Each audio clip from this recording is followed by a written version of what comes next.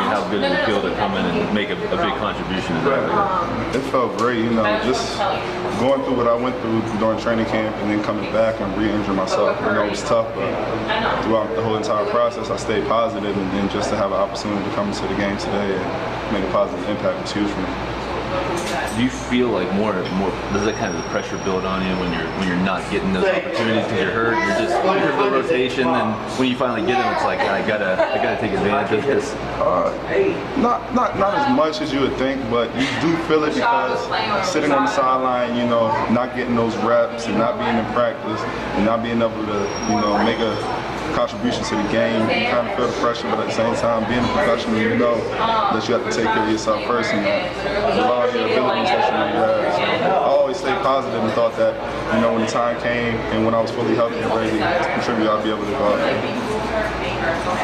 How big of a win is this in you know, in the fact that you're going on the road trip now? I mean, this is the final, you know, home game for about 3 weeks, and you know, you want to go off on a good note. Oh, definitely. It's a huge win for us. One, mainly not because of the road trip, but just because of the slide we just took with the last 3 losses in a row.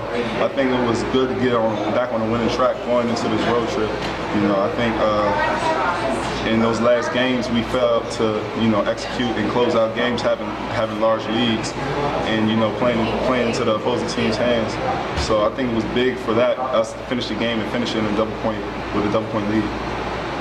What was the biggest factor, you think, or the biggest difference between the last few nights? The last few nights, I think it was just our concentration level going into the second half, and especially the fourth quarter. The night before, we lost a double-point lead in the fourth quarter, and the same thing happened tonight where we had a double-digit lead, and we were able to close it out, and we remained focused and consistent in what we do and running our offense.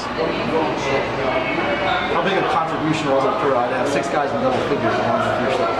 Oh, it's huge. It just shows you what this team is really capable of.